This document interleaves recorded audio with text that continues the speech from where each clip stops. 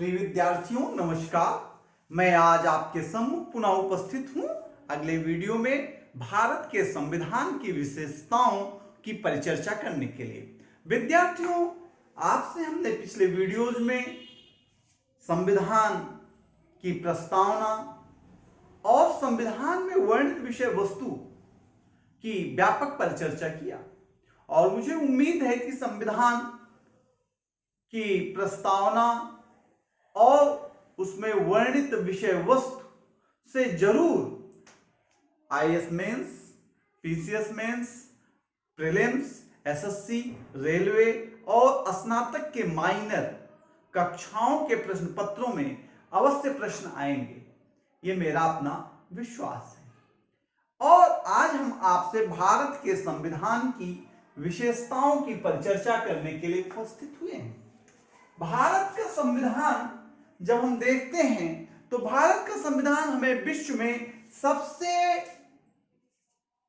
विस्तृत तो दिखाई पड़ता ही है, लेकिन जब हम किसी भी संविधान की चर्चा करते हैं तो सबसे पहला उसका लिटमस टेस्ट करते हैं कि वो संविधान क्या निर्मित है या विकसित है।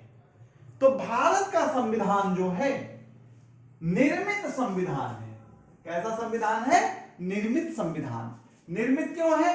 क्योंकि संविधान को बनाने के लिए एक संविधान सभा बनाई गई और संविधान सभा ने बहुत विधिवत विचार विमर्श करके इसको निर्माण किया है। और संविधान सभा के विषय में हमने अपने पिछले वीडियो में आपसे पूरी परिचर्चा किया कि कैसे कैबिनेट मिशन की योजना के आधार पर संविधान सभा का गठन हुआ। देश के बंटवारे के बाद संविधान सभा के सदस्यों की संख्या 299 कैसे हो गई, संविधान सभा ने कैसे कैसे कार्य किया। और भारत का संविधान न केवल निर्मित है, जो भी संविधान निर्मित होगा वह संविधान लिखित होगा। क्या होगा? लिखित होगा। जो संविधान निर्मित होगा वो संविधान क्या होगा?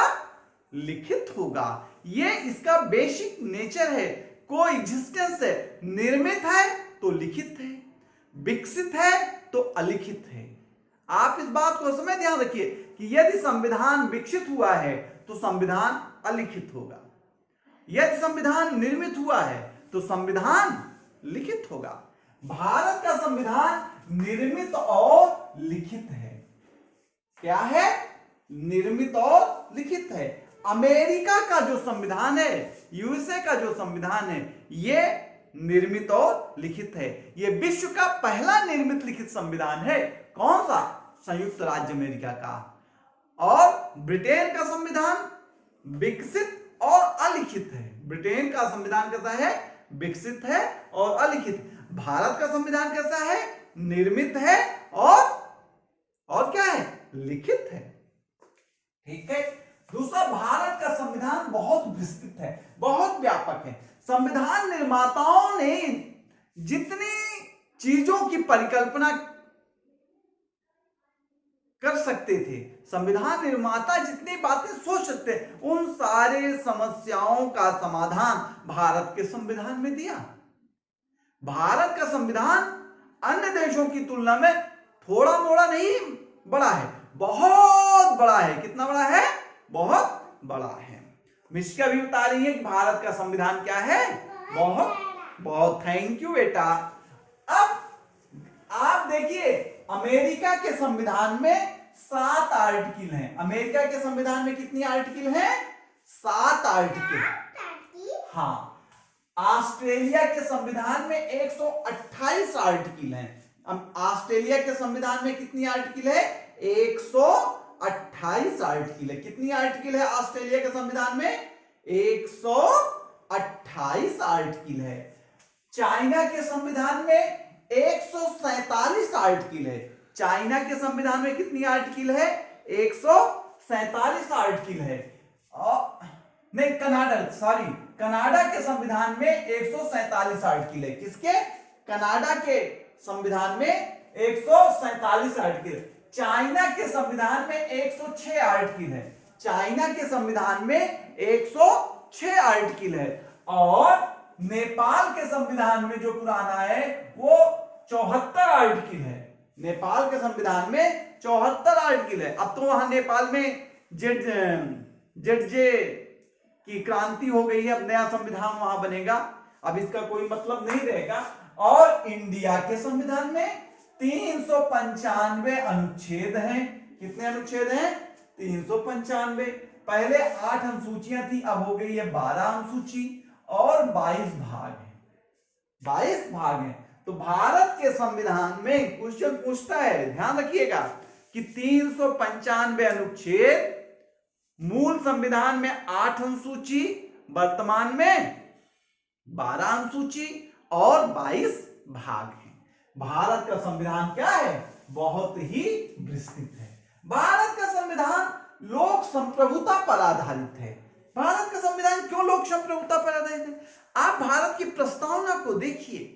जब भारत की प्रस्तावना को आप देखते हैं तो आपको दिखता है ना, कहां से शुरू होती है प्रस्तावना? हम भारत के लोग, फिर नीचे की लाइन, आज 26 नवंबर 1949 को अंगीकृत, अधिनियमित, आत्मार्पित करते हैं। तो भारत के जो लोग हैं, भारत के लोग मतलब कौन? भारत की जनता ने भारत के संविधान को अधिनियमित किया, बनाया, भारत के संविधान को स्वीकारा और भारत के संविधान को खुद पर लागू किया। ये जब आप ही बनाने वाले हैं, आप ही लागू करने वाले हैं, तो संविधान का स्रोत कौन है? जनता है। जनता कौन है? लोक है। तो हमारी संप्रभुता, शक्तियां किसके पास है? अल्टीमेट अंतिम शक्ति जनता के हाथ में है। और जब अंतिम शक्ति जनता के हाथ में होती है तो संविधान लोक प्रभुता पर आधारित होता है, लोक संप्रभुता पर आधारित होता है। शांत रहिए। लोक संप्रभुता पर। भारत का संविधान समाजवादी संविधान है। कैसा संविधान है? समाजवादी संविधान है। जब उद्देश्य प्रस्ताव लाया गया था संविधान सभा में पंडित नेहरू द्वारा 13 दिसंबर 1946 को, तो उसमें समाजवाद शब्द का उल्लेख नहीं था। केटी शाह चाहते थे कि इसमें समाजवाद शब्द डाला जाए, लेकिन सहमति नहीं बन पाई। लेकिन इंदिरा गांधी ने 1976 में, कब? 1976 में 42वां संविधान संशोधन करके समाजवाद शब्द को संविधान की प्रस्तावना में डाल दिया। समाजवाद क्या है? समाजवाद, हम कल भी आपसे बताए थे कि एक सामाजिक और आर्थिक प्रणाली है। क्या है समाजवाद? एक सिस्टम है, सोशल इकोनॉमिक, जिसमें बीमारी को हटाना है, गरीबी को हटाना है, बेरोजगारी को हटाना है, संपत्ति के केंद्रीकरण को रोकना है, संपत्ति के केंद्रीकरण को रोकना है। भारत का जो समाजवाद है मिश्रित अर्थव्यवस्था का समाजवाद है। कैसा समाजवाद है? मिश्रित अर्थव्यवस्था का समाजवाद है। इस समाजवाद में सार्वजनिक अर्थव्यवस्था और निजी अर्थव्यवस्था, सार्वजनिक भागीदारी, निजी भागीदारी, दोनों साथ साथ चलते हैं, अर्थात दोनों का सह अस्तित्व होता है। तो भारत का संविधान कैसा है? समाजवादी है। इसी समाजवादी की वजह से बैंकों का राष्ट्रीयकरण किया गया था। भारत के समाजवादी प्रवृत्ति की वजह से ही बैंकों का क्या किया गया? राष्ट्रीयकरण किया गया। बहुत सारे उद्योग थे, स्वतंत्रता के बाद उनको सरकार ने अपने पास ले लिया। जैसे कौन? इंडियन एयरलाइंस प्राइवेट था, उसको भारत सरकार ने स्वयं ले लिया था, बाद में अब बेच दिया है। अब तो पूंजीवाद की ओर भारत भी पहुंच ही गया है, थोड़ा मोड़ा बचा है, से सब पूंजीवाद की ही स्थिति है, क्योंकि अब सरकारें अपने ऊपर बहुत बोझ लेना नहीं चाह रही हैं, वो केवल शासन करना चाह रही हैं और ऐसे कुछ काम करना चाह रही हैं जो कोई ना कर सके। बस वो टोटल चीजों को निजीकृत करके, उनसे लाइसेंस की फीस लेकर के, टेंडर की फीस लेकर के सामान्य कामकाज करने की स्थिति में आ रही हैं। ये भारत की जो समाजवादी व्यवस्था है उससे ये दूसरी तरफ पूंजीवाद की ओर एकदम लगभग पूरा शिफ्ट हो चुका है। और ये हमको नहीं लगता कि बहुत उचित है, लेकिन जैसा विश्व चलेगा, जैसे विश्व की अर्थव्यवस्थाएं चलेंगी, वैसे ही भारत की भी अर्थव्यवस्था चलेगी, इसमें कोई कुछ कर नहीं सकता। तो अब जो भी सरकारें आएंगी इसी पैटर्न को आगे लेकर के जाएंगी, ये हमें महसूस होता है। लोकतांत्रिक गणराज्य वाला संविधान है भारत। कैसा है? यहां पर एक व्यक्ति को एक मत का अधिकार होगा, और जो सर्वोच्च पद है भारत का, जो संवैधानिक प्रमुख का पद है राष्ट्रपति का, वो सभी व्यक्तियों के लिए खुला होगा। कोई वंशानुगत आदमी उस पर नहीं पहुंचेगा, कोई विशेषाधिकार वर्ग वहां तक नहीं जाएगा। वो पद हर व्यक्ति के लिए, हर नागरिक के लिए ओपन टू ऑल होगा। तो भारत का संविधान क्या है? लोकतंत्रात्मक गणराज्य। लोकतंत्र का मतलब जानते ही हैं कि जनता की भागीदारी। किसमें भागीदारी? शासन में भागीदारी। भारत का संविधान कठोर और लचीला दोनों का समन्वय है। अब आपको कहेंगे कि कैसे कठोर है, कैसे लचीला का समन्वय? कठोर संविधान और लचीला संविधान का हम विश्लेषण या इसका पैमाना संविधान संशोधन के तरीके से करते हैं। यदि संविधान में संशोधन कैसे हो जाए? आसानी से हो जाए, सरलता से हो जाए, तो संविधान सरल है। और यदि संविधान में संशोधन कठिनाई से हो तो संविधान क्या है? कठोर है। भारत का संविधान कठोर और लचीला है क्योंकि भारत के संविधान में कुछ उपबंध ऐसे हैं जिनका संशोधन आप सामान्य बहुमत से कर सकते हैं, लेकिन भारतीय संविधान में कुछ उपबंध ऐसे हैं जिनका संशोधन करने के लिए दोनों सदनों में 2/3 बहुमत चाहिए और आधे राज्यों का समर्थन चाहिए। तो इस प्रकार से भारत का संविधान कठोर और लचीला दोनों का समन्वय है। अमेरिका का संविधान अत्यंत कठोर है और भारत का संविधान कठोर और लचीला का समन्वय है। ब्रिटेन का संविधान लचीला है। भारत का संविधान संघात्मक होते हुए भी एकात्मक है। भारत का संविधान की एक और विशेषता है, संघात्मक होते हुए एकात्मक है। क्यों? क्योंकि भारत के संविधान में केंद्र और राज्य की शक्तियों का बंटवारा कर दिया गया है। उसके लिए 7वीं अनुसूची बना दी गई है। 7वीं अनुसूची में व्यवस्था कर दिया गया है कि भाई यदि केंद्र जो है संघीय सूची से कार्य करेगा, राज्य जो है राज्य सूची से काम करेगा, और केंद्र और राज्य कुछ विषय ऐसे हैं जो समवर्ती सूची में रखे गए हैं, वो दोनों कार्य करेंगे। और कुछ विषय अवशिष्ट शक्तियां हैं। अवशिष्ट शक्तियां जो काम नहीं गिनाए जा सके वे हैं, तो अवशिष्ट शक्तियां केंद्र को दे दिया और केंद्र को कहा कि जरूरत पड़े तो आपातकाल के उपबंधों का सहारा आप ले सकते हैं। किसका सहारा ले सकते हैं? आपातकाल का सहारा ले सकते हैं। और आपातकाल में राज्य की सारी शक्तियां क्या हो जाती? समाप्त हो जाती हैं। इसलिए भारत का जो संविधान है बाहर से संघात्मक है। क्या है? बाहर से संघात्मक है, लेकिन संविधान की जो आत्मा है वो एकात्मक है। संविधान की आत्मा क्या है? एकात्मक है। भारत का संविधान संसदीय शासन प्रणाली को मानने वाला संविधान है। भारत का संविधान संसदीय प्रणाली। संसदीय प्रणाली में क्या होता है? व्यवस्थापिका में से कार्यपालिका का निर्माण होता है। आप देखिए भारत में भी होता है।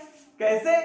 आप देखिए संसद का, लोकसभा का निर्वाचन होता है और उस निर्वाचन में जिस राजनीतिक दल को बहुमत प्राप्त होता है, जिस राजनीतिक दल को बहुमत प्राप्त होता है, वही राजनीतिक दल क्या पाता है? वही राजनीतिक दल कार्यपालिका का निर्माण करता है। और क्या है? संसदात्मक शासन व्यवस्था में कार्यपालिका अपने प्रत्येक कार्य के प्रति व्यवस्थापिका में उत्तरदायी होती है। कार्यपालिका किसके प्रति उत्तरदायी होती है? व्यवस्थापिका का। अर्थात कार्यपालिका तभी तक सरकार में बनी रहेगी, कार्यपालिका का कार्य करेगी, जब तक उसे व्यवस्थापिका में बहुमत प्राप्त है।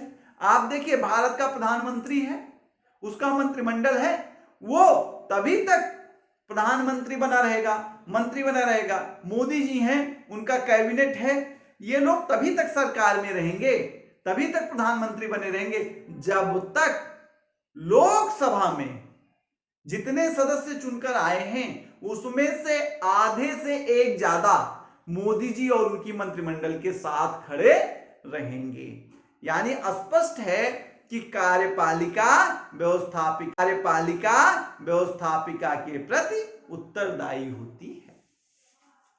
अगली बात आई लोक कल्याणकारी राज्य। लोक कल्याणकारी राज्य क्या करता है? वो जनता के वेलफेयर की बात करता है, जनता के कल्याण की बात करता है।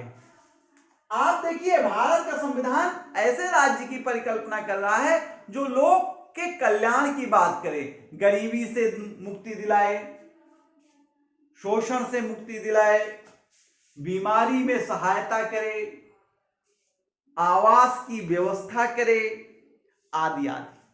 तो भारतीय संविधान इन सारी चीजों के बारे में क्या करता है? एक अपना पक्ष प्रस्तुत करता है। संविधान की सर्वोच्चता, भारत में किसकी सर्वोच्चता है? न तो मंत्रिमंडल की सर्वोच्चता है, न तो सदन की सर्वोच्चता है। सर्वोच्च कौन है? संविधान।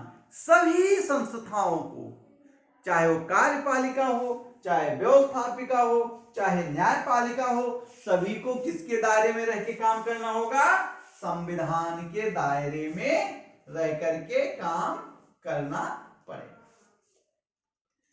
संविधान कैसा है? भारत का धर्मनिरपेक्ष है। कैसा है? धर्मनिरपेक्ष।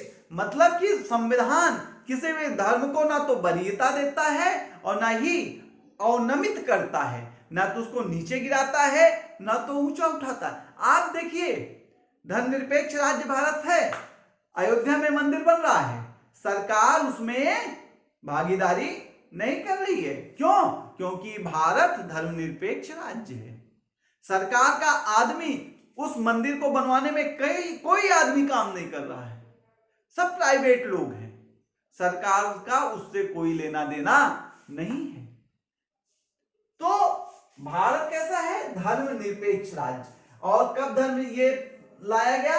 42वें संविधान संशोधन 1976 द्वारा। भारत के संविधान में विश्व शांति की बात होती है, तो हम कैसे क्या कहता है कि नीति निर्देशक तत्व में कहते हैं कि भारत जो है विश्व में शांति की स्थापना के लिए कार्य करेगा। तो भारत विश्व शांति का पैरोकार है और ये भारत का संविधान कहता भी है। भारत के संविधान में वयस्क मताधिकार की व्यवस्था है। कैसे मताधिकार की? वयस्क। वयस्क का मतलब क्या होता है? वयस्क का क्या आयु है? 18 साल। कितना? 18 साल। यदि आप 18 साल के हैं तो आपको वोटिंग राइट है। और ये पहले था वयस्क का आधार 21 साल। क्या था? 21 साल। पहले 21 साल के आदमी को वयस्क माना जाता था, अब 18 साल के आदमी को वयस्क माना। और ये 18 साल के व्यक्ति को वोट देने का राइट कब मिला? 61वां संविधान संशोधन 1988। 61वां संविधान संशोधन 1988। भारत के संविधान में एकल नागरिकता है। भारत के संविधान में एकल नागरिकता है। एकल नागरिकता मतलब नागरिकता एक होगी। वो भारत में किसकी नागरिकता है? संघ की नागरिकता है। हम किसके नागरिक हैं? भारत के नागरिक। हमसे कोई पूछता है कि आपकी नेशनलिटी क्या है, तो हम कहते हैं इंडियन है। कहते हैं आप कौन है, तो हम कहते हैं भारतीय। हमें नहीं कहते कि हम उत्तर प्रदेश वासी हैं, मराठी हैं, हम तेलुगु हैं, हम कन्नड़ हैं, हम ये नहीं बोलते। हम कहते हैं हम भारतीय। अमेरिका में 2 प्रकार की नागरिकता है। एक तो संघ की नागरिकता है, दूसरा स्टेट की नागरिकता है। एकल नागरिकता। ब्रिटेन में दोहरी नागरिकता, भारत में इकहरी नागरिकता, अमेरिका में दोहरी, ब्रिटेन में इकहरी। इस एकल नागरिकता का फायदा क्या होगा? एकल नागरिकता का फायदा होगा कि भाईचारा जो है, क्या भाईचारा जो है उसमें बढ़ोतरी होगी। एकल नागरिकता से भाईचारे में बढ़ोतरी होगी। और भाईचारा कहां पे वर्णित है? संविधान की प्रस्तावना में। बंधुत्व को सुनिश्चित करने वाली राष्ट्रीय एकता और अखंडता की बात आई थी ना, तो वो राष्ट्रीय एकता कैसे आएगी? एकल नागरिकता से आएगी। कहां से आएगी? एकल नागरिकता से आएगी। और क्या है भारतीय संविधान में? मौलिक अधिकारों की बात है। मौलिक अधिकार ऐसे अधिकार हैं जो नागरिकों को प्रदान किया संविधान ने। और किसके विरोध में प्रदान किया? राज्य के विरोध में प्रदान किया है, सरकार के विरोध में प्रदान किया है। सरकार को कर्तव्य बताया है और नागरिक को अधिकार दिया है। 6 प्रकार के अधिकार दिया। समानता का अधिकार, स्वतंत्रता का अधिकार, शोषण के विरुद्ध अधिकार, धार्मिक स्वतंत्रता का अधिकार, संस्कृति एवं शिक्षा का अधिकार और संवैधानिक उपचारों का अधिकार। आप ये शोषण के विरुद्ध अधिकारों की जब बात करते हैं तो इसी में आपको अस्पृश्यता के अंत की भी चर्चा आती है कि छुआछूत जो भारत की सबसे बड़ी बीमारी थी उसको दूर कर दिया गया। अस्पृश्यता को अंत की घोषणा कर दी गई। जो किसी भी प्रकार से छुआछूत को बढ़ाएगा उसको क्या किया जाएगा? दंड दिया जाएगा। नीति निदेशक तत्व दिए गए किसमें? संविधान में। कहा गया कि नीति निदेशक तत्वों के माध्यम से ही राज्य को जब उनके पास आधारभूत सुविधाएं हो जाएं तो इसमें जो सकारात्मक कार्य हैं वे सारे कार्य राज्य करेंगे। जैसे समान कार्य के लिए समान वेतन,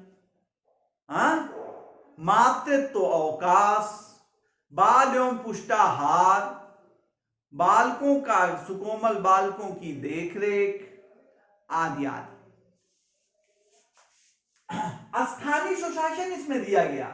स्थानीय सुशासन मतलब कि जनता को खुद अपना शासन करने का अधिकार दिया गया और इसके लिए लाया गया ग्राम पंचायत और नगर पंचायत। ग्राम पंचायतों की व्यवस्था संविधान के 243 से लेकर 243 ओ तक, अनुच्छेद 243 से 243 ओ, शायद भाग 9 ही है हमको जहां तक लगता है, में दिया गया है। और नगर पालिका, नगर निगम और नगर पंचायत की व्यवस्था 243 पी से 243 जेड तक दिया गया है।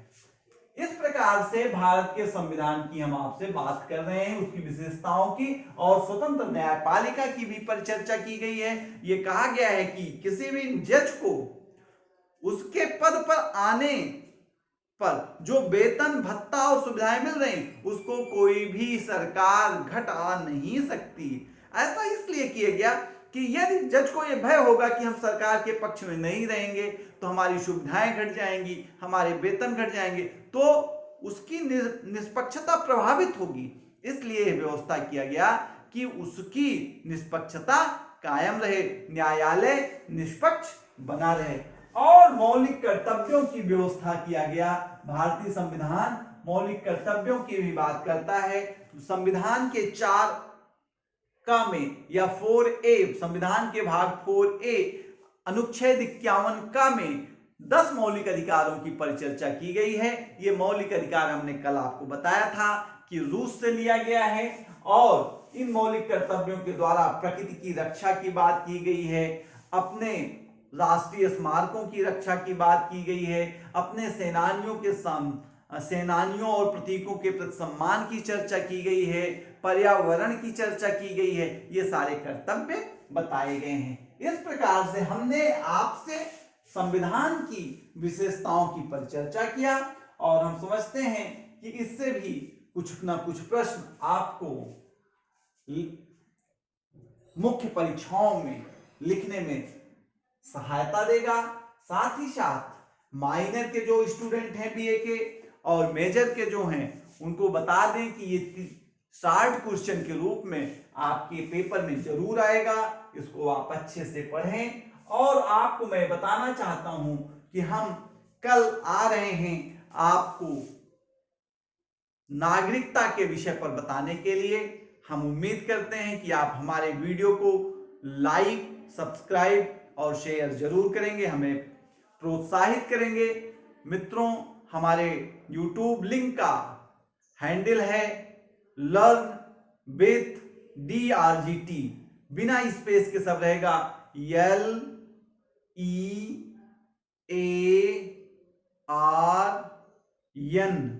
लर्न, सटा करके लिखना है विथ, WITH, विथ, फिर सटा करके ही लिखना DRGT, doctor Gaurav Tripathi, learn with DRGT। Thank you, thank you, thank you.